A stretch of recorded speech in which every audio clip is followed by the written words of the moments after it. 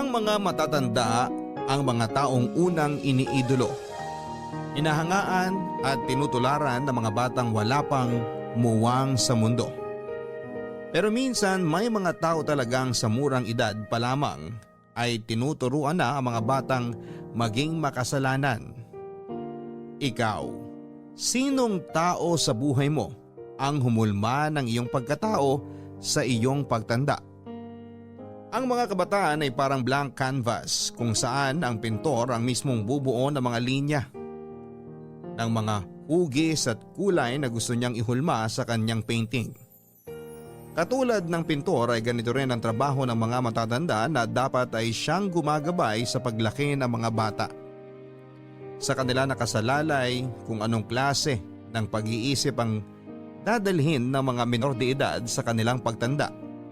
Pero paano kung sa maagang edad pa lamang ay agad ka nang namulat sa iba't ibang klase ng kasalanan? Kanino ba dapat natin ibunto ng sisi?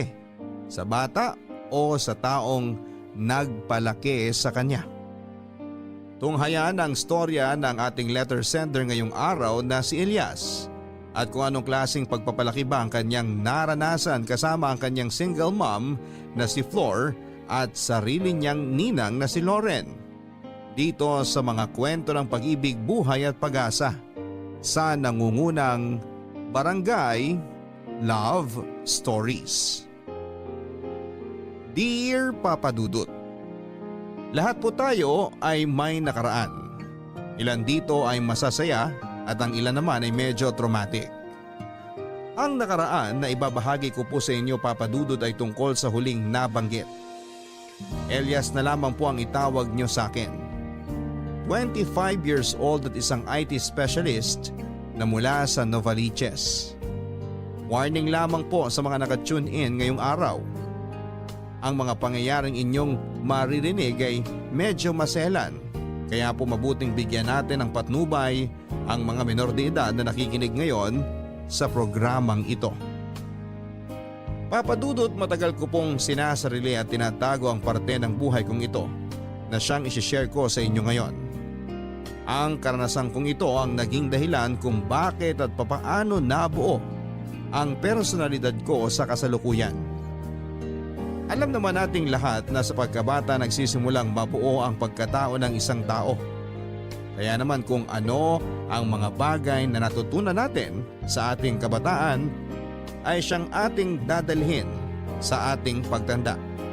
Alam ko po yon dahil ganoon po mismo ang nangyari sa akin sa pagsasama namin ng taong itinuring ko ng pangalawang ina. Walang iba kundi ang ninang kong si Lauren. Hanggang sa araw na ito ay tanging ako at ang ninang ko lang ang nakakaalam ng sikreto naming ibubunyag ko sa inyo, Papa Dudut. Bago po ang lahat ay bibigyan ko muna kayo ng kaunting background tungkol kay Ninang Lauren at kung paano siya napasok sa buhay namin ng aking ina. High school classmates po sina Ninang Lauren at nanay kong si Flor. First year pa lang sila noon ay naging close na agad sila sa isa't isa dahil swak ang personality nilang dalawa. Nagpatuloy ang pagkakaibigan nila hanggang sa kolehiyo matapos silang maging boardmates sa kabila ng magkaiba nilang kurso. Pareho silang adventurous at ang ugali nilang ito ang naging dahilan kung bakit nakilala ni nanay ang namayapa kong ama na si Mario. Si Ninang ang nag-push sa kanilang relasyon. Siya ang naging advisor, referee at supportive chaperone ng nanay at tatay ko noon hanggang sa naisipan nilang itali na ang isa't isa sa harap ng dambana. Ang pag-iibigan nilang yon ay nakabuo ng isang supling. Ako nakaisa-isa nilang anak bago madisgrasya sa trabaho ang tatay ko at mawala ng buhay.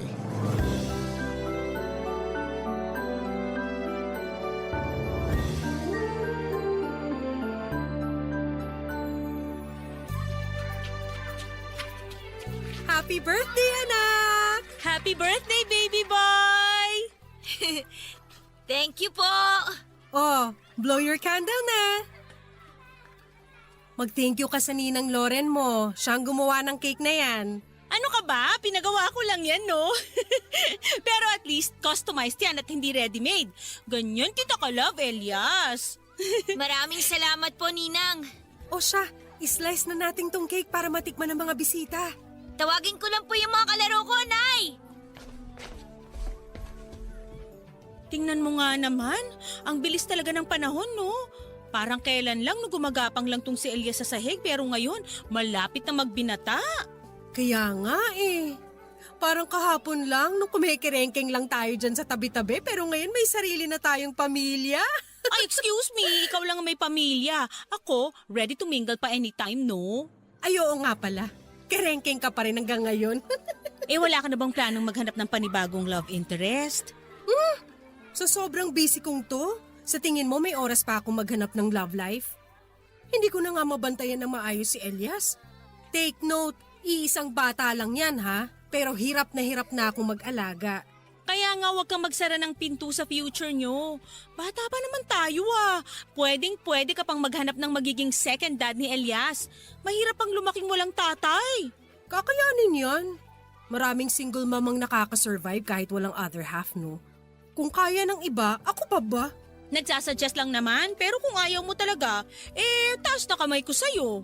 Talagang hanggang ngayon, loyal ka pa rin kay Mario?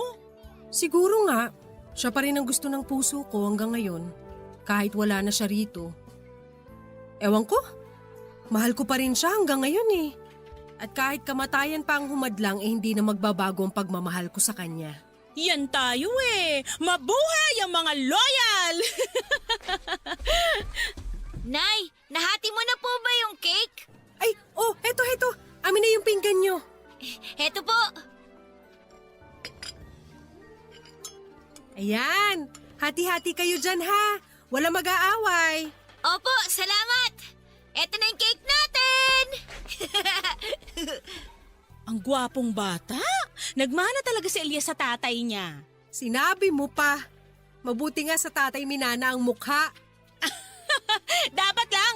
Wala naman siyang mamanahin sa'yo, friend. Lokaret ka. Tikman na nga natin tong cake mo. Saan mo ba ito pinagawa? Nakita ko lang yan sa Facebook. Bagong bukas sa bake shop, trending. Kaya sinubukan kong umorder. Masarap. Masarap nga. Try mo. Talaga ba? Kung ganon, alam ko na kung saan ako order para sa birthday ng boylet ko. Sinong boylet? Yung dati o may bago na naman? Eh di syempre, bago na naman. Tung gandang to, hindi to dapat nagtatagal sa iisang lalaki lang. Walang niya ka? Baka mamaya bigla kang kawayan ni Aida, ha? Ay, no! I'm protected. I practice it safe, kaya don't worry.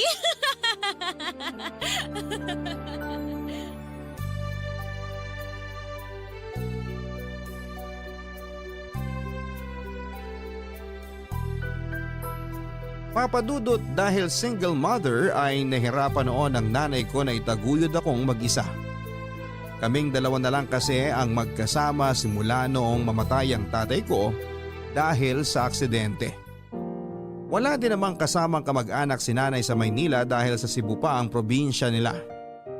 Hindi na rin gaanong nagparamdam ang pamilya ni tatay noon simula nang mawala siya dahil hanggang ngayon ay si nanay pa rin ang sinisisi nila sa nangyari sa ama ko. Nurse po si nanay at dahil karaniwang nasa ospital na ang buhay nito dahil sa sinumpaan nitong tungkulin na pangalagaan ang mga taong nangangailangan ng medikal na atensyon ay hindi na siya nakapaghanapan ng panibagong pag-ibig. Sapat na raw ako sa buhay niya at si tatay na umano ang itinuturing niyang first and final love niya. Dahil sa trabaho ng nanay ko ay marami akong naging kaagaw mula sa kanyang pangangalaga. Kaya naman kahit bata pa lamang ako ay natuto na akong maging dependent sa sarili kong diskarte at kakayahan. Mabuti na lamang at kapitbahay lang namin si Ninang Loren na siya nang nagsilbing ikalawa kong ina. Tuwing naka-duty si nanay ay sa bahay nila ninang ako pumipirmi. Wala pa siyang sariling pamilya noon kaya walang kaso sa kanya kung pansamantala siyang tumayo bilang guardian ko habang nasa trabaho si nanay. Lalo na tuwing bakasyon namin sa eskwela, si Ninang na ang nagbantay sa akin mula umaga hanggang gabi. Noon ngang maging graveyard ang duty ni nanay sa ospital ay halos hindi na noon ako umuuwi sa bahay dahil kina Ninang na ako nakikitulog.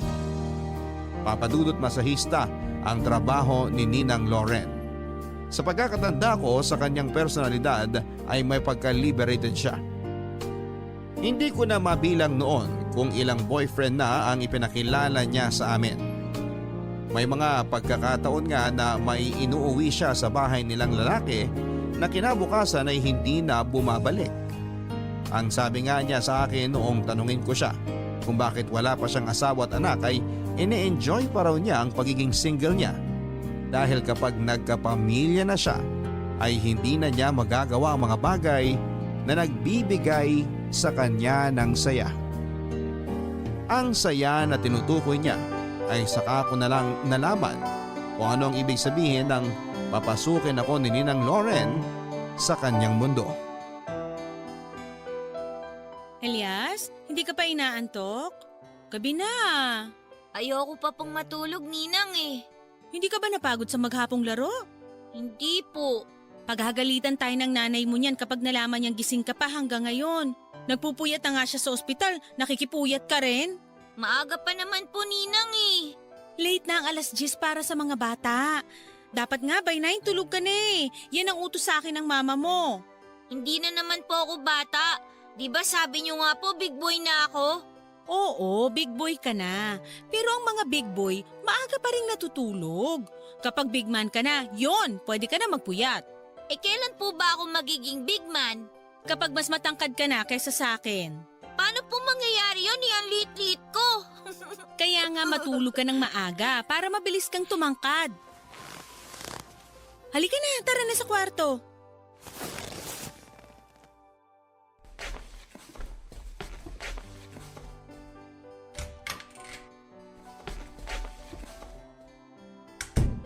Eh hindi pa po talaga ako inaantok, Ninang eh. Maglaro na lang po tayo. Hay nako, wag mo akong binubungis-ngisan dyan, Elias ha? Hindi porket cute ka, mauto mo na ako. Alam mo, tuwing umingiti ka ng ganyan, naaalala ko yung tatay mong si Mario. Bakit naman po? Malaki kasi ang bunga nga nun, tapos kapag gumiti, ganyan na ganyan, kita lahat ng ngipin. Sayang nga lang kasi hindi mo na nakilala tatay mo. Mabait na tao yun, sobrang bait. Eh ano po ba nangyari sa kanya? Na-aksidente habang pauwi galing trabaho. Ay, love triangle kaming tatlo ng nanay mo nung araw. Alam mo ba yun? Ano pong love triangle? Love triangle. Crush ko tatay mo, tapos yung tatay mo, crush naman niya nanay mo. Parang triangle. Paano po naging triangle yun? Basta. Bata ka pa kasi kaya hindi mo pa naiintindihan. Ay, ako ang unang nakakilala nun kay Mario. Tambay sila sa isang computer shop noon sa harap lang ng school namin. Alam mo kung paano kami nagkakilala? Paano po? Inaaway ko siya. Naghahabol ako ng project ko noon tapos ang ingay-ingay niya sa tabi ko habang naglalaro ng kung anumang nilalaro niya sa computer. Pero, doon nagsimula ang friendship namin. Eh paano naman po siya nakilala ni nanay? Ipinakilala ko si Mario sa nanay mo. Gusto ko sanang tanungin kung anong say niya kay Mario kasi nga, crush ko siya. Kaso nga lang, naunahan ako. Naunahan kayo ni nanay? Hindi, naunahan ako ni Mario. Nagtapat agad siya sa pagkagusto niya kay Flor. Wala na akong nagawa. Tinulungan ko si Mario na ligawan ng nanay mo hanggang sa, ayun na nga, nagkatuluyan sila. Naging mag-asawa, nagkaanak. At ikaw yun, ikaw ang naging bunga. Bakit po hindi mo kaagad sinabi na gusto mo pala si tatay? Mahirap eh. Hindi mo pa maiintindihan ngayon pero ganun talaga ang love. Sobrang complicated. Alam ko na kung anong lalaruin natin. Ano po? Kunwari, masahista ka. Tapos mamasahihin mo ko. Bet? Hindi ko po alam kung paano magmasahe eh. Di tuturuan kita. Madali lang yan. Ganyan ang trabaho ko eh. Sige, ituturo ko sa'yo. Kunwari, ikaw yung masahista. Tapos ako yung client mo. Una, pahigain mo yung client mo. O sige po, higa na po kayo. Ano pong next? Tapos, Tapos, tanggalin natin yung damit ng client. Maghuhubad po kayo? Oo, ganun talaga pag masahe. Kailangan walang suot na damit. Oh, tanggalin ko na damit ko ha. O sige po. O ayan. Tapos, eto, kunin mo tong lotion. Akin na po. Sandali, hihiga na ako ha. Maglagay ka ng konti lang sa kamay mo, tapos ipahid mo sa katawan ko.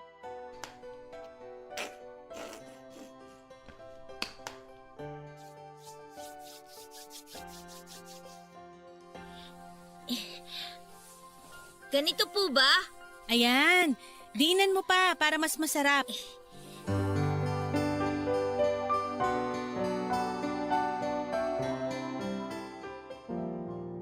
Papadudot para sa isipan ng isang batang 8 taong gulang, ang ginagawa namin ng ninang ko noong gabing yon ay isa lamang simpleng laro. Wala akong kalam-alam na ang ginagawa namin ay hindi pala appropriate para sa katulad ko noong bata. Ngayon ko lang po nalaman na ang nangyari sa pagitan naming dalawa ni Ninang Loren ay isa palang kaso ng tinatawag na pedophilia, kung saan ay may nangyayaring kakaibang aktibidades sa pagitan ng isang taong nasa 8 gulang na at sa isang menor de edad. Akala ko noon ay masahe lamang ang ginagawa ko sa kanya.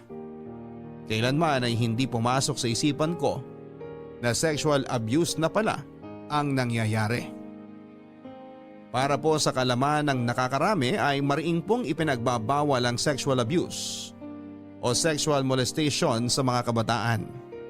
Kapag napatunayan na ginalaw ang isang taong nasa sapat ng gulang, ang batang edad 12 pababa ay maaari itong mapatawan ng statutory rape kahit na meron pa itong consent sa pagitan ng dalawang kampo. Siyempre 17 years ago ay wala pa ako noong kamuang-muang sa batas na ito at lalong-lalo na wala pa akong kalam-alam sa kung ano ang ginagawa ko. Nagpatuloy ang gawain naming yon ni Ninang habang walang kamalay-malay ang nanay ko. Gabi-gabi tuwing nasa trabaho si nanay ay palaging nagpapamasahe si Ninang sa akin. Aaminin ko po na sa inosente kong pag-iisip ay nag-i-enjoy ako noon habang ginagawa namin yon. Minsan nga ay ako na mismo ang nag-aaya kay Ninang na gawin namin yon. Kahit na nasa bahay lang si nanay at natutulog dahil kagagaling lang sa trabaho. Gumawa kami noon ng kasunduan ni Ninang na kailanman ay hinding-hindi namin ipagsasabi ang ginagawa namin. Sekreto lamang daw naming dalawa yon at kapag may ibang nakaalam sa nangyayari ay hindi na raw siya magpapamasahe. Sinunod ko ang kasunduan namin yon na magpahanggang sa ngayon ay sa araw na ito ko lamang ibabahagi sa mga tao. Barangay Love Stories. Barangay Love Stories. Ang mga Kapuso shows mapapanood at mapapakinggan din abroad via GMA Pinoy TV, GMA Live TV at GMA News TV channels. Para mag-subscribe, visit www.gmapinoytv.com. Follow us at GMA Pinoy TV on Facebook, Twitter, Instagram, YouTube, Viber, and TikTok for the latest updates on Kapuso programs, artists, events, promos, and more. Salamat, Kapuso! Barangay Love Stories. Barangay Love Stories. Dahil sa kakaibang relasyon na nabuo namin ni Ninang Loren ay mas napalapit pa ako sa kanya. Sa katunayan, mas pipiliin ko pang makasama siya at makalaro kesa makipaglaro sa mga kaklase ko. Pagkatapos noon ng klase ay agad akong dumediretso sa bahay nila Ninang sa halip na sa bahay ako umuwi. Hindi naman ito nakita ng mali siya ni nanay. Mas gusto pa nga niya na mas naging close kami ng best friend niya. Para sa kanya ay mapagkakatiwalaan daw si Ninang Loren dahil nasa tamang mga kamay daw ako. Paminsan-minsan ay may mga lalaki pa rin akong nakikita na nakakasama ni Ninang.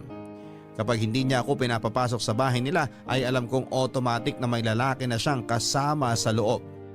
Ang eksplanasyon niya sa akin noon ay may mga pangangailangan daw siya na noon ay hindi ko pa kayang ibigay dahil bata pa ako.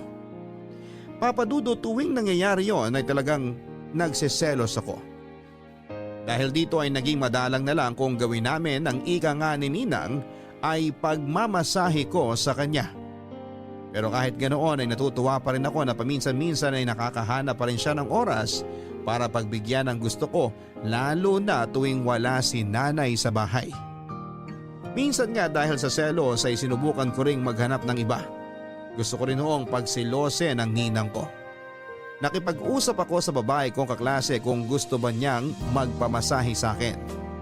Umayag naman siya, Papa Dudut. Tandang-tanda ko pa na grade 3 lang kami noon nang sumama ako sa bahay ng kaklase kong babae para imasahe siya. Naaktuhan kami ng tatay niya na gumagawa ng nooy hindi namin alam na kalaswaan na pala. Pinagalitan ako ng mga magulang ng kaklase ko at nakarating pa ito kay nanay. Halos maiyak noon si nanay nang malaman niya ang ginawa ko. Tinanong niya kung saan ko natutunan ang ganong klase ng gawain, pero dahil nangako nga ako kay Ninang na hindi ako magsasalita ay mas pinili ko na lamang na tiisin ang hapdi ng bawat palo ng sinturon sa akin. Ano? Magsasalita ka o hindi?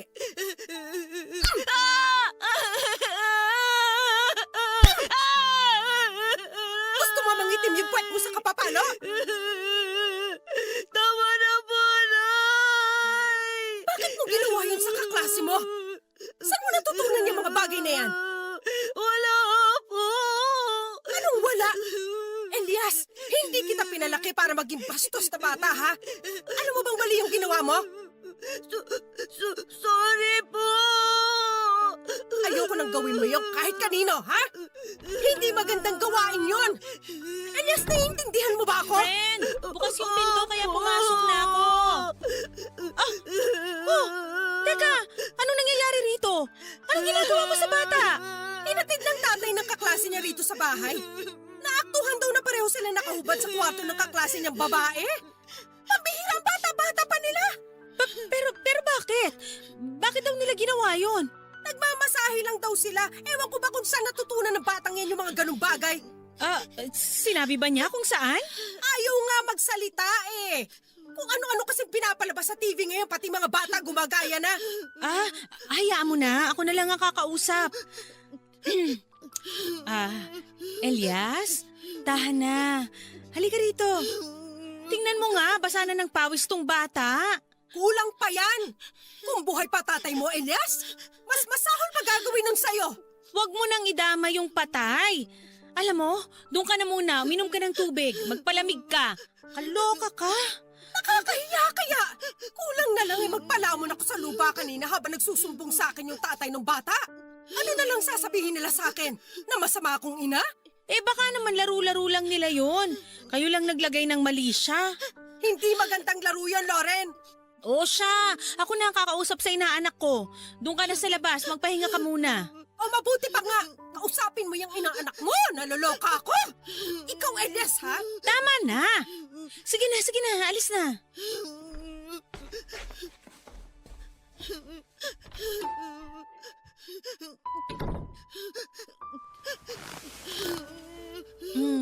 Masakit ba? Lumabas na nanay mo, huwag ka nang umiyak. Di ba, nag-promise ka sa akin na hindi mo sasabihin sa iba yung secret natin? Hindi ko naman po sinabi eh. Oo, pero bakit mo ginawa sa iba? Dapat sa atin lang yun. Gusto mo bang magselos ako? Bakit po ikaw? Ginagawa mo naman sa iba eh. Siyempre, trabaho ko yun eh. Pero alam mo ba ang kaibahan ng ginagawa natin sa ginagawa ko sa iba? Yung sa'yo, special. So kapag special, dapat sa isang tao lang gawin. Huwag mong gagawin sa iba kasi cheating ang tawag doon. Hindi ko na po uulitin. Oo, dapat lang. Tingnan mo, napalo ka tuloy ng nanay mo. Basta promise na wag mong i-share sa iba yung secret natin, ha? Opo, Pati sa nanay mo. opo, Pinky swear, cross your heart, hope to die. opo, promise po. Cross my heart. Hope to die. O, tama na, huwag ka nang umiyak. Ako nang bahala sa nanay mo. Magpalit ka na, basa na yung damit mo ng pawis.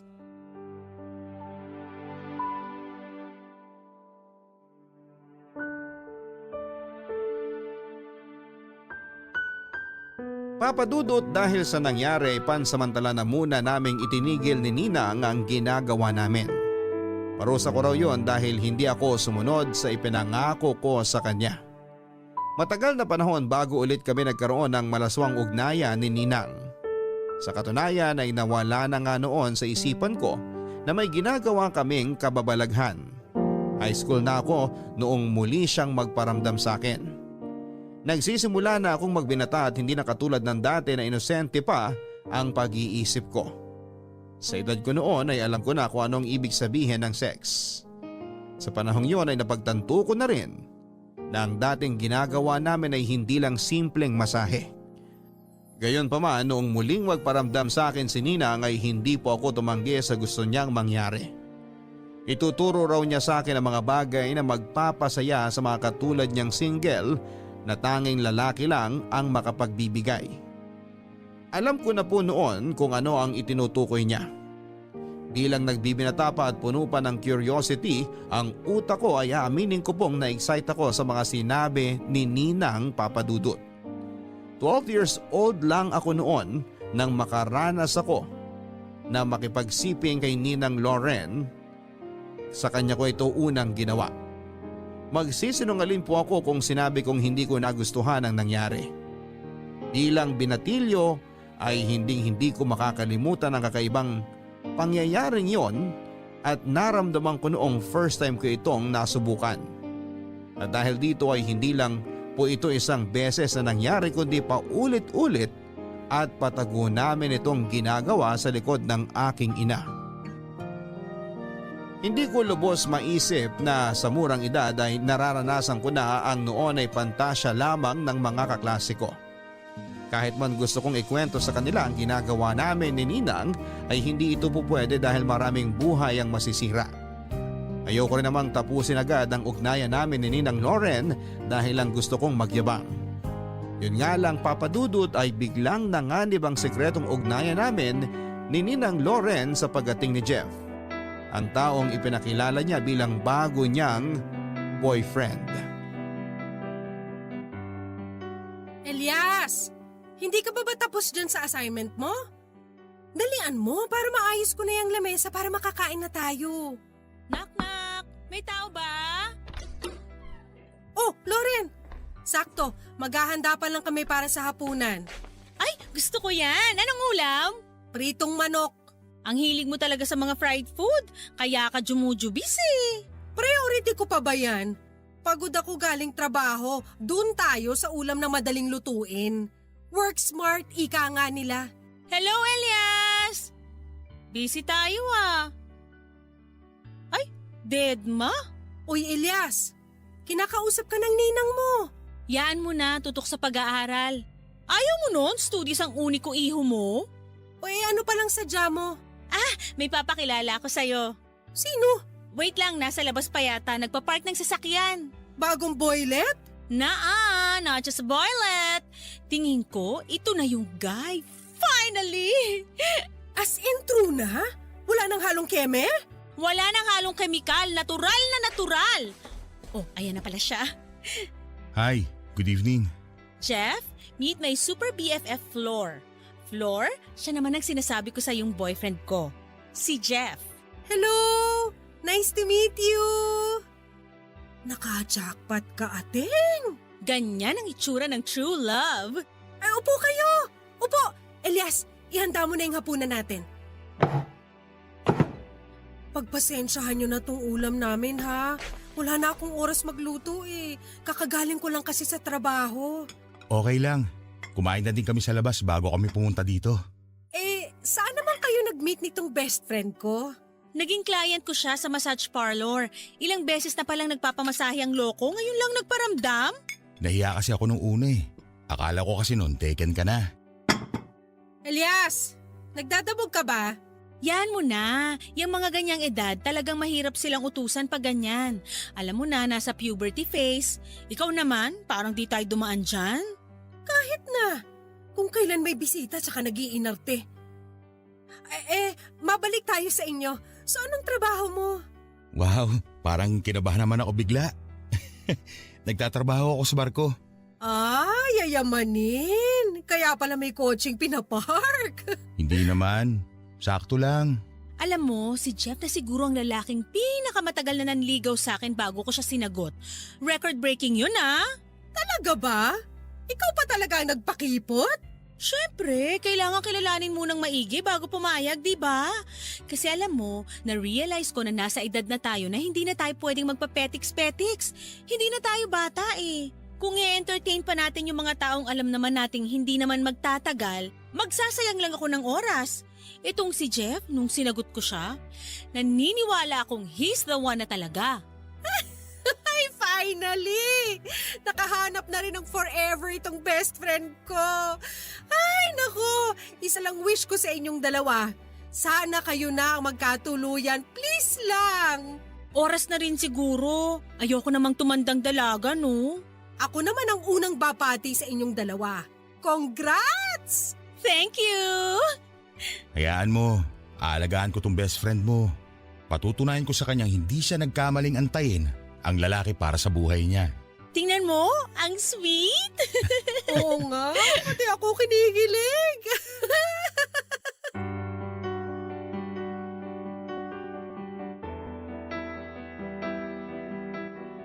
Papadudot deck crew sa isang cruise ship si Jeff na nakilala ni Ninang Lauren sa massage parlor kung saan siya nagtatrabaho. Sa pormahan pa lamang ay makikita mo ng maraming laman ang bulsa nito. Una ko siyang nakita noong minsang ihatid niya si Ninang sa bahay gamit ang magara nitong sasakyan. Nasa bahay nila ako noon at naghihintay nang ipakilala nga sa akin ni Ninang si Jeff bilang boyfriend niya. Hindi katulad ng mga nakaraang boyfriend ni Ninang na walang nagtatagal ay iba si Jeff. Nalaman kong seryoso na si Ninang sa kanya nang opisyal niyang ipakilala ang lalaki kay nanay. Hindi nagpapakilala ng lalaki si Ninang kay nanay maliban na lamang kung seryoso siya. Ang huling lalaki na ipinakilala nito ay si Albert na naging kasintahan niya ng 5 taon. Ito ay bago pa noong may nangyari sa amin ang ninang ko. Dahil binatilyo na, kadaraan pa lamang sa puberty stage ay nakaramdam po ako ng selos kay Jeff o mas angkop siguro yung salitang insecure. Na-insecure po ako kay Jeff dahil kumpara sa katawan ko noon ay maliit at payatot ay di hamak naman na mas matikas ang katawan ni Jeff. Dahil marangya ang buhay ay maganda rin ang postura niya. Kayang-kaya niyang ibigay ang mga luho ni Ninang Lauren. Wala akong laban sa katulad niya noon. Kaya nga po mas lalo akong nainis noong mas naging malapit pa siya hindi lang kay Ninang kundi maging kay nanay. Kung umasa sila ay parang si Jeff na ang the one. Papadudot lumipas sa mga taon ay nanatiling matatag ang relasyon nilang dalawa. Pero paminsan-minsan tuwing nakasampa sa barko si Jeff ay may mangilan-ngilang pagkakataon na may nangyayari pa rin sa amin ni Ninang Lauren. 14 anyos na ako noon at palihim pa rin akong nagpupunta sa bahay nila Ninang para ibigay ang pangangailangan namin sa isa't isa. Pakiramdam ko ay parang ako pa rin ang panalo noon. Hindi nga ako ang boyfriend pero ako naman ang binabalik-balikan. Pero hindi rin nagtagal ang pakiramdam kong yon dahil sa sumunod na bakasyon ni Jeff ay nabalitaan ko na lang na nakatakda na pala silang magpakasal ni Ninang Lauren. Barangay Love Stories. Barangay Love Stories.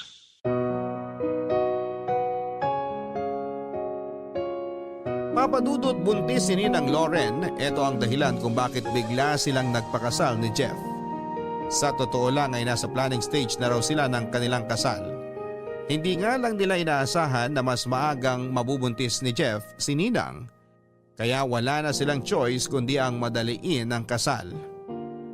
Nang taong din yun ay agad silang humarap sa altar, sumumpa at nagpalitan ng I do. Galit na galit ako noon papadudot dahil pakaramdam ko ay para akong trinaydor ng ninang ko. Ni hindi nga ako pumunta sa kasal nila dahil gusto kong ipakita na galit ako kay Ninang Lauren sa ginawa niya sa akin.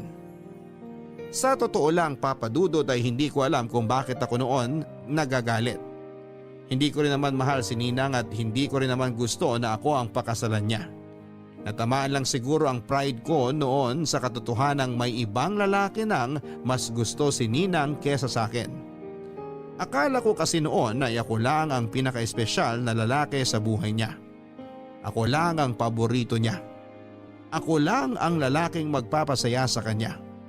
Pero ipinamukha sa akin ni Jeff ang lugar na tamang kalagyan ko. Isa lamang akong hamak na teenager na walang laban sa katulad niyang lalaki na may napatunayan na sa buhay. Matapos ngang magpakasal ay tuluyan ng tinuldukan ni Ninang ang ugnayan naming dalawa. Para itong pintong bigla na lamang niyang sinarado. Kinandado at ibinaon ng susi para kailanman ay hindi na mabuksan pa. Itinuring niya akong inaanak at katulad ng dapat na ituring niya sa akin noong simula pa lamang. Pero dahil nga sa hindi ako pabor sa kasalang nangyari, kailanman ay hindi kami naging close ng asawa niyang si Jeff. Nagsimula rin ako magrebelde para maipakita ang disgusto sa ginawa sa akin ni Ninang. Alam ko na kahit may iba ng lalaki sa buhay niya ay may katiting na concern pa rin siya para sa akin na ayaw lamang niyang ipakita. Sa paglipas nga ng mga taon ay nagsimulang lumayo ang landas namin ni Ninang Lauren. Nag-focus siya sa kanyang bagong pamilya samantalang ako ay nagsimula namang magpunta sa maling direksyon. Natuto akong uminom at mabarkada. Kung para kay Ninang Lauren ay madali lang niya akong kalimutan, ako ay nanatili pa rin sa akin ang pagnanasa ko sa kanya. Inabot man ng ilang taon ay siya pa rin ang hinahanap ko. Kaya naman noong minsang malasing ako at nagkaroon ng lakas ng loob ay pinuntahan ko si Ninang Lauren sa mismong bahay nila upang kumprontahin siya. Elias, anong ginagawa mo rito? Gabi na. Ikaw, Ninang, ba't nasa labas ka pa? May binili lang ako sa drugstore. Lasing ka ba? Amoy alak ka. Hindi ako lasing, pero nakainom ako. Konti lang naman. Pauwi ka na ba? Papunta sana ako sa bahay niyo. Gusto ko itang makausap. Oh, bakit? May problema ba? Wala naman. Namiss lang kita. Ako? Ay, hindi ba pwedeng pagpabukas yan? Baka hinahanap ka na ng nanay mo. Wala ka bang pasok bukas? At saka, 16 ka pa lang, ba't ka nagiinom? Gusto mo isumbong kita kay Flor? Ninang naman. Hindi na ako inosenteng bata tulad ng iniisip niyo. 12 anyos nga lang ako eh. Huwag mo nang ituloy ang sasabihin mo. Ano? Gusto mong kalimutan mo na lang yung nangyari sa atin? Sa tingin mo makakalimutan ko yun ng basta-basta na lang? Elias, matagal nang nangyari yun. Huwag mo nang balikan ang nakaraan. Ninang, hindi ko binabalikan ang nakaraan. Pinapaalala ko lang sa'yo na nandito pa ako. Nandito pa rin ako, naghihintay. Nang alin? Naghihintay ng ano? Elias, kung ano man ang nangyari sa ating dalawa nun, ibaon mo na lang lahat ng yun sa limot. Isang malaking pagkakamali ang nangyari sa ating dalawa at sinisiguro kung hindi na yun mangyayari uli. Ngayon, umuwi ka na. Ihatid na kita. Hindi na kailangan. Sabing wag mo na akong ihatid. Hindi naman kita hinahatid. Eh ba't mo ako sinusundan? Hindi kita sinusundan. Naglalakad-lakad lang ako oh. Papunta saan? Kung saan man ako dali ng mga pako. Elias, ano ba talagang kailangan mo sa akin? Ano bang gusto mo mangyari? Gusto kong maranasan ulit yung ginagawa natin katulad ng dati. Ninang, bumalik ka na sa akin please. Miss na kita. Gusto kitang yakapin. Gusto kita. May asawa at anak na ako. May pamilya na ako. Hindi na pwedeng mangyari ang gusto mo. Ano? Ganun na lang? Gagalawin mo ako? Pasasabikin? Titikman tapos ngayon bigla mo na lang akong iiwan sa ere? Langya naman. Ikaw bata ka ha? Ayusin mo yung bunganga mo. Mas matanda pa rin ako sa'yo. Igalang mo naman ako. Ngayon kailangan na kitang igalang. Pero nung magkasama tayo sa kama, okay lang kahit bastusin kita. Umuwi ka na, lasing ka. Hindi mo alam ang mga pinagsasasabi mo ngayon. Alam ko ang ginagawa ko. Alam ko kung anong nararamdaman ko ngayon. Bitiwan mo nga ako, makikita tayo ng mga tao. Wala akong pakialam. Anong gusto nilang makita? Ito?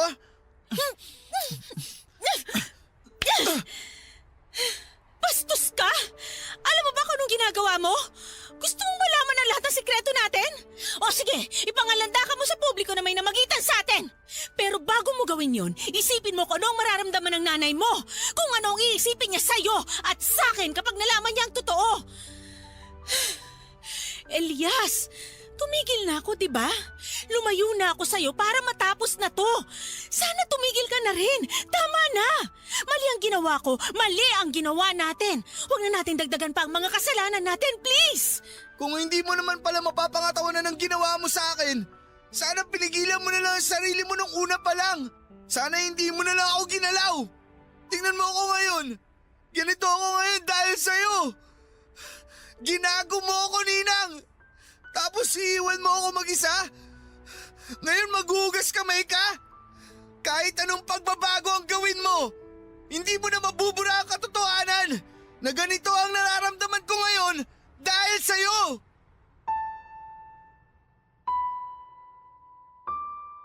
Dahil sa inasal ko ng gabing yon ay nag-decide si Ninang Loren na lumipat na ng tirahan. Kahit na hindi niya sabihin ang dahilan ay alam ko na ako ang rason kung bakit mas pinili niyang lumayo. Isang bahay at lupa ang binili ni Jeff na para sa kanyang mag-ina sa Quezon. Doon ay nagsimula silang bumuo ng sarili nilang pamilya. Malayo sa tukso at malayo sa tulad kong maaaring makasira sa pamilyang kakasimula pa lamang umusbong. Napaka-unfair lang, Papa Dudut, na bata pa lamang ako ay pinaramdam na sa akin ni Ninang Loren na mga bagay na hindi ko pa dapat maramdaman. Maagang nawala sa akin ang kainosentihan ko hanggang sa hindi ko na ito naibalik. Kung kailan nagsimula na akong maadik ay saka naman niya ako biglang iiwan para magbagong buhay. Ngayon ay naiwan akong mag-isa na uhaw at sabik sa isang katulad niya. Sa pagtungtong ng kolehiyo ay pinunan ko ang kawalan niya sa pamamagitan ng pagpasok sa mga relasyong panandalian lamang. Kahit na hindi ko mahal ang isang babae ay nililigawan ko sila para lamang masagot ang tawag ng aking laman. May mga pagkakataon nga noon na tatlo-tatlo ang ipinagsasabay-sabay ko. Hindi ako proud sa parteng yon ng buhay ko pero kinailangan kong gawin yon para makapag-move on mula kay Ninang. Pero kahit gaano pa karaming babae ang dumaan sa buhay ko, isang tao pa rin ang hinahanap ng katawan ko at si Ninang Loren yon. Nang mas lumawak ang aking isipan, Papa Dudut, ay doon ko lang napagtanto ang dahilan kung bakit pilit akong itinutulak palayo ni Ninang Loren. Kamakailan ko lang nalaman ang batas tungkol sa statutory rape kung saan ay maaaring maparusahan ang mga taong pumapatol below the age of consent. Mahigpit pa lang ipinagbabawal sa batas na magkaroon ng sexual activity ang isang adult at ang mga minor de edad. Papa Dudut, 23 years old na ako noong muling magtagpo ang landas namin ni Ninang at sa pagkakataong yon ay wala ng batas na humahad lang sa aming dalawa.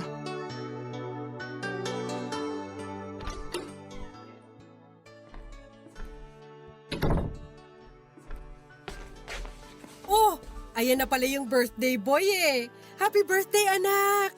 Nay, 23 na ako. Ang tanda-tanda ko na naghahanda pa kayo para sa birthday ko. Sa totoo lang hindi na dapat ako maghahanda.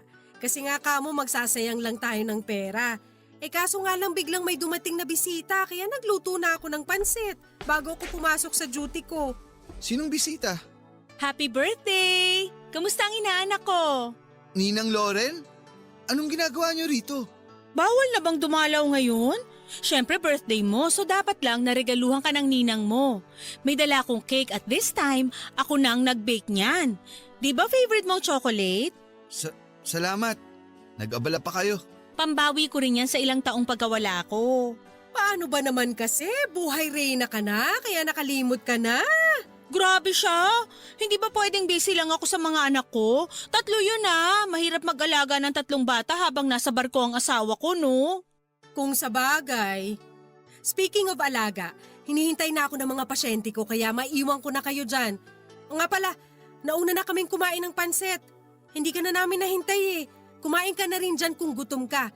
O O, sige, mauna na ako. Sige Nay, salamat po. Ingat po kayo sa pagpasok.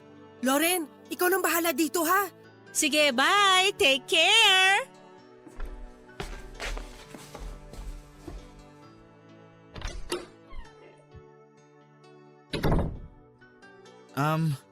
Magpapalit lang ako.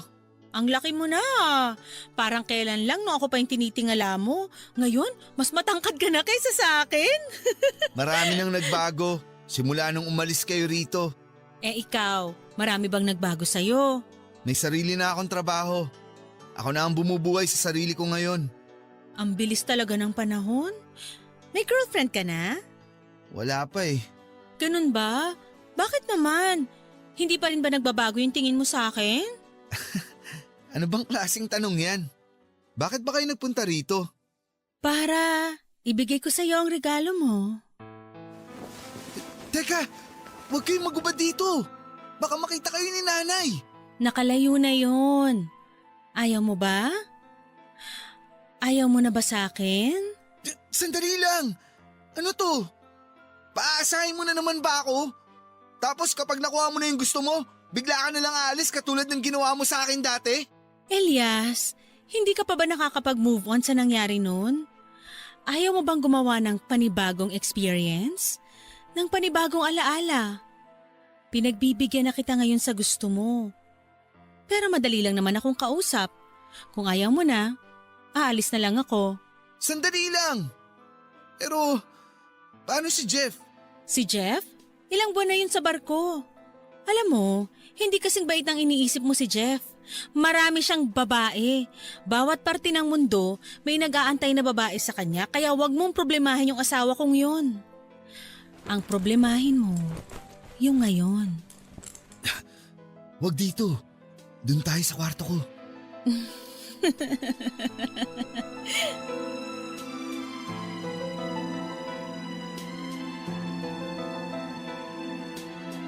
Papadudot ang ugnayan sa pagitan namin ni Ninang Loren na ilang taon din naming ibinaon sa limot ay bigla na lamang nabuhay. Muli kaming bumalik sa dati naming ginagawa. Alam kong immoral at makasalanan ang ginagawa namin ni Ninang Loren pero sa panahong yon ay hindi ko na ito iniisip dahil sa sobrang kasabikan na muli kong matikman ang bagay na una kong nasubukan noong bata pa lamang ako. Saktong nasa barko noon si Jeff na magkaroon kami ng tagong relasyon ni Ninang Loren. Hindi ko inaasahan na sa edad na 23 ay magiging kabit na ako. At hindi ko ipinagyayabang ang realization na ito kundi ikinakahiya ko na ito ngayon. Ilang buwan din nagtagal ang relasyon naming dalawa hanggang sa muling magbakasyon si Jeff. Akala ko noon ay doon natitigil ang relasyon namin ni Ninang Loren. Sa totoo lang ay handa na akong tanggapin na hanggang doon na lamang talaga ang lahat. Pero nagulat ako nang hindi ako binitawan ni Ninang Loren. Ipinagpapatuloy pa rin namin ang ginagawa namin kahit na nasa Pilipinas na si Jeff. Dumating nga sa puntong nakaramdam na rin ako ng konsensya sa ginagawa namin ni Ninang Loren dahil walang kamalay-malay si Jeff sa mga nangyayari. Wala naman akong planong agawin si Ninang sa kanya. Kailanman ay hindi pumasok sa isipan ko na kunin mula kay Jeff si Ninang. Katawan lang talaga ang habol ko sa kanya. Yun ang gusto kong damhin. Yun ang gusto kong balikan. Hindi ko kailangan ng pagmamahal niya. Ang tanging hinahanap ko lang ay ang saya at sarap na ipinaparamdam niya sa akin. Ang problema nga lang papadudot, sa hindi inaasahang pagkakataon ay bigla kong nabuntis si Ninang Loren. Barangay Love Stories. Barangay Love Stories. Ang mga Kapuso shows mapapanood at mapapakinggan din abroad via GMA Pinoy TV, GMA Live TV at GMA News TV channels. Para mag-subscribe, visit www.gmapinoytv.com. Follow us also at GMA Pinoy TV on Facebook, Twitter, Instagram, YouTube, Viber, and TikTok for the latest updates on Kapuso programs, artists, events, promos, and more. Salamat, Kapuso! Barangay Love Stories. Barangay Love Stories. Papadudot umiinom ng pills si Ninang Loren kaya pareho kaming nagulat nang bigla siyang nagdalang tao. Nang malamang kong buntis siya ay mabilis akong ginupo ng takot. Doon ko napagtanto na hindi pa ako handang maging isang ama. Marami pa akong pangarap sa buhay at ayokong magulong sa pagkakaroon ng maagang pamilya. Tinakbuhan ko ang responsibilidad ko at iniwasan ko si Ninang Loren simula nang malamang kong nakabuo kami ng isang bata. Maging siya ay natakot din na lumabas ang mga baho namin, kaya pati siya ay hindi na rin nagparamdam sa akin simula noon. Ilang buwan kaming hindi nagkita sa loob ng mga buwan na yon ay araw-araw kaming pinapaligiran ng kaba na anumang oras ay baka malaman ng mga tao ang kasalanang ginawa namin. Ayoko rin namang lumabas ang sekreto naming dalawa dahil ayokong masaktan ang nanay ko kapag nalaman niyang may namagitan sa kanyang best friend at saka isa-isa niyang anak. Pinalabas ni Ninang Loren na si Jeff ang ama ng bata. Gulat man dahil sa wala na dapat silang plano magkaanak pa dahil nakatatlo na sila ay taus-pusong tinanggap ni Jeff ang bata sa sinapupunan ni Ninang Loren sa pag-aakalang kanya nga ito. Lumipas sa mga taon at walang problemang dumating sa amin dalawa ni Ninang Loren. Mapayapa niyang pinanganak ang dinadala niyang bata na isang batang babae. Papadudot kailanman ay hindi na ako nagparamdam pa kay Ninang Loren. Dahil sa nangyari ay unti-unti na rin nawala ang pagnanasa ko sa kanya. Para bang bigla na lang akong nagising sa katotohanan nang magkaroon ng produkto ang ginawa naming pagtataksil. Maniwala kayo sa akin, ayaw kong makasira ng pamilya at gayon din na ayaw kong masira ang pangalan ko. Pati na rin ang tiwala sa akin ng nanay ko kaya pinilit kong magbago. Nag-focus na lamang ako sa trabaho ko bilang IT specialist sa isang pribadong kumpanya. Lumagay ako sa tahimik na buhay, yun nga lang katulad ng sabi nila. Kahit saan mo itago ang baho mo ay aalingasaw pa rin ito matapos ang mahabang panahon ay bigla akong nilapitan ni Ninang Loren. Elias! Ninang, ba't ka nandito? Di ba napag-usapan na natin na hindi na tayo magkikita? Tapos na tayo. Wala nang namamagitan sa atin. Hindi ako nakipagkita sa'yo para gumawa ng panibagong kasalanan. Pumunta ako rito para humingi ng tulong sa'yo. Tulong? Anong tulong naman ang mabibigay ko sa'yo? Sa dami ng taong pwedeng lapitan, ako pa talaga ang pinuntahan mo? Naka-confine ngayon sa ospital si Rowan. Si Rowan? Yung panganay mo? Oo. Kung nangangailangan ka ng pera, wala akong perang may pahihiram sa'yo. Ninang, nagsisimula pa lang ako. Wala pa akong ipon. Hindi ko kailangan ng pera mo. May pambayad ako sa ospital. Kailangan ni Rowan ng dugo. Kailangan niya masalinan sa lalong madaling panahon. Pero ba't ako? Anong kinalaman ko sa dugong kinakailangan ng anak mo? Anak natin. Elias, anak mo si Rowan. Ha? Nahihibang ka na ba? 9 na taong gulang na si Rowan, di ba? Paano ko siya naging anak? Okay ka lang? Anong gusto mong palabasin? Nabuntis kita nung 14 anyos lang ako? Huwag mong sabihin nabuntis kita nung 14 pa lang ako? Ayoko sanang sabihin to sa'yo. Wala akong planong sabihin sa'yo ang katotohanan pero kailangan ko tong gawin para kay Rowan. Nung bata ako, nabuntis kita? Paano nangyari yun? Anong klaseng trip to? Natatandaan mo nung bigla kaming kinasal ni Jeff? Aksidente mo kung nabuntis noon. Wala akong choice kundi palabasin si Jeff ang ama ng dinadala ko dahil ayokong maiskandalo tayo. Maniwala ka sa akin, Elias. Hindi pumasok sa isip ko na darating tayo sa puntong to. Ayokong sabihin sa iyo ang totoo dahil sa totoo lang, masaya na akong wala kang alam. Pero nanganganib ngayon ang buhay ng anak ko, ng anak mo. Ikaw na lang ang last resort ko. Ikaw lang ang kakilala ko makakapagbigay ng dugo na kailangan niya. AB negative. AB negative ang blood type mo, di ba? Anak ko talaga siya? Si Rowan? Bakit naman kita lolokohin? Nasa bingit ng kamatayan ng anak ko ngayon. Bakit kita lolokohin? Anong mapapala ako kapag nagsinungaling ako? Alam ba to ni Jeff? Walang ibang nakakaalam nito maliban sa'yo. Sa ating dalawa. Hindi eh. Ang hirap paniwalaan ng pinagsasasabi mo eh.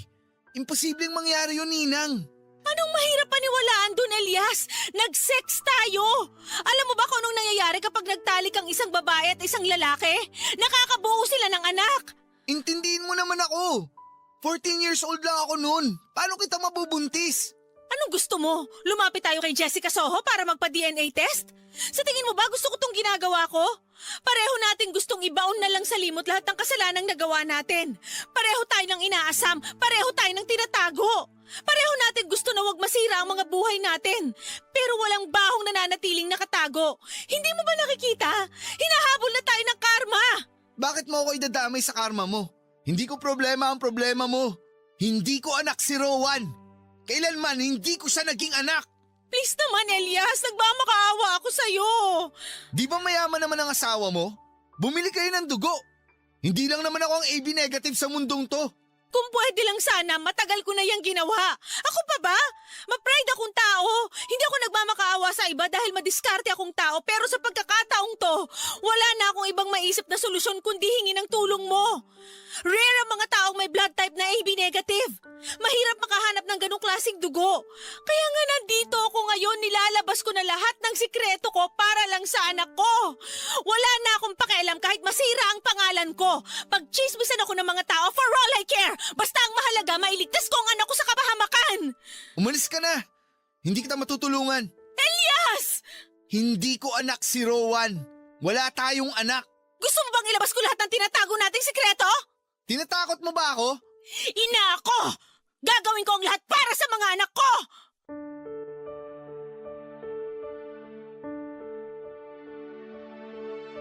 Papadudot mahirap paniwalaan ang mga sinabi sa akin ni Ninang Loren. Imposibleng ako ang maging ama ng panganay niyang anak dahil 9 years old na ang panganay niya ngayon. Pero kung babalikan ko ang pangyayari ay sakto nga sa edad niya sa mga panahong may nangyayari pa sa pagitan namin ni Ninang Loren. Mahirap lang paniwalaan na sa edad kong 14 anyos ay makakabuntis na ako. Posible pero katulad nga ng sinabi ko ay mahirap talagang paniwalaan, Papadudot. Ganun na nga ang ginawa ko. Hindi ko pinaniwalaan ang mga pinagsasasabi ni Ninang Loren. Siguro dahil natakot din ako na maaaring totoo nga ang mga sinasabi niya. Ayoko siyang paniwalaan dahil ayokong tanggapin na wala pa akong muwang sa buhay noon pero may sarili na pala akong anak. Siguro natakot din ako dahil ayoko pang tanggapin ang responsibilidad ng pagiging isang ama. Gulong-gulo na ako noon, Papadudot. Ako ang ama ng kanyang bunsong anak tapos sa huli ay malalaman kong pati ang panganay niya ay sa akin din pala nang galing. Ilang araw akong naging in denial sa mga naging revelasyon sa akin ni Ninang Loren. Simula noong araw na nalaman ko ang totoo ay hindi ako pinatulog ng isipan ko. Kung ako man ang ama ng panganay ni Ninang ay ako lang ang makakatulong sa kanya. Negative kasi ang type ng dugo ko, Papadudot. Isa sa mga pinaka-rare na dugo sa mundo. At kung totoo nga ang sinasabi ni Ninang Loren na match ang dugo namin ng kanyang panganay dahil ako ang tatay niya ay talagang wala silang ibang choice kundi ang lapitan ako. Nay! Bakit, nak? Nandito ako sa labas. Lalabas lang ako, Nay. May night out kami ng mga office mates ko. Oh, Ninang Loren? Bakit kayo nandito? Binisita ako ng ninang mo. Gusto raw niya makipagkwentuhan sa akin. Alam mo na, pareho na kaming nanay kaya marami na kaming bagay na mapag-uusapan ngayon. Tulad ng ano? Tulad ng mga anak namin, di ba? Naku friend, marami akong sasabihin sa'yo tungkol sa mga anak ko, lalo na yung panganay ko. Ako rin may sasabihin din sana kay Ninang. Ha? Tungkol saan? Tungkol sa sa pinapahanap niya. Alam na ni Ninang yun. Nahanap ko na yung hinahanap mo, Ninang. Pwede bang pag-usapan na natin yun? Ano ba yung pinapahanap mo kay Elias? O siya, mag-usap na muna kayo dyan.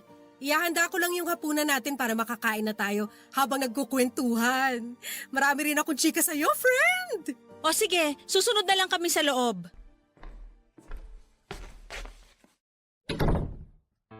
Anong ginagawa mo rito? Natatakot ka na malaman ng nanay mo ang totoo? Sasabihin mo talaga sa kanya? Gusto mong masira ang pagkakaibigan yung dalawa? Elias, katulad ng sinabi ko sa'yo, gagawin ko ang lahat para sa anak ko. Kung ito na lang ang tanging paraan para makuha ko ang kailangan ko, handa akong isakripisyo ang pagkakaibigan namin. Ibang klase ka. Ikaw ang ibang klase! Paano mo naaatib na nag-aagaw buhay ngayon ng anak mo? Sarili mong dugo! Elias, huwag ka na magkunwaring santo. Pareho tayong makasalanan dito pero huwag mong panindigan ang pagiging sakim mo. Gawin mo ang tama, tulungan mo si Rowan!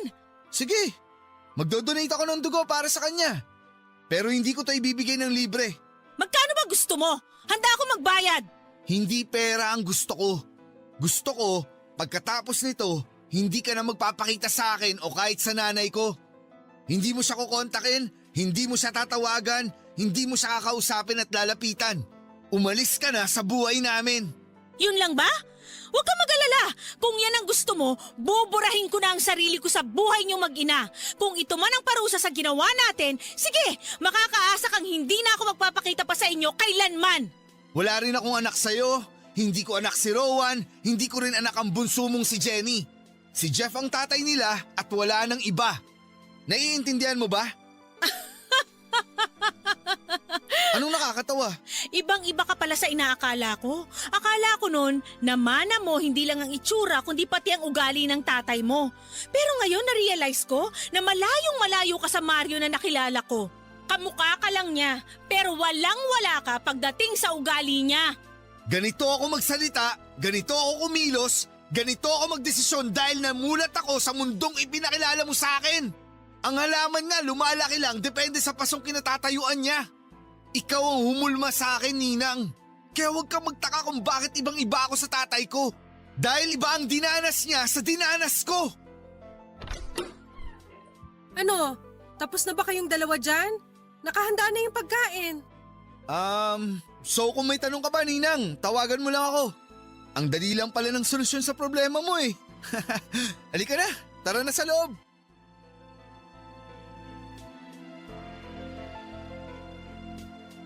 Sa huli ay pumayag na lamang akong mag-donate ng dugo, Papa Dudut.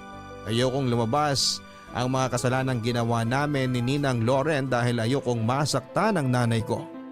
Sobrang dami ng sakripisyong ginawa niya para sa akin bilang isang single mom. At ayokong suklian ang mga paghihirap niyang ito ng katotohanang maagang nasira ang pagkabata ko dahil kay Ninang Loren. Nakumpirma nga ang pagiging magtatay namin ang panganay ni Ninang Loren nang mag-match ang dugo naming dalawa. Bilang kapalit ng ginawa kong pagtulong ay kinausap ko si Ninang Loren na huwag na siyang babalik pa sa buhay naming dalawa ni nanay. Siyang sumira sa pagkabata ko. Siyang nagpunla ng mga malalaswang bagay sa inosente kong isipan. Siyang naging dahilan kung bakit ako naging ganito ngayon. Kaya gusto kong mangako siya sa akin na hindi na niya ihaharap ang pagmumukha niya sa amin.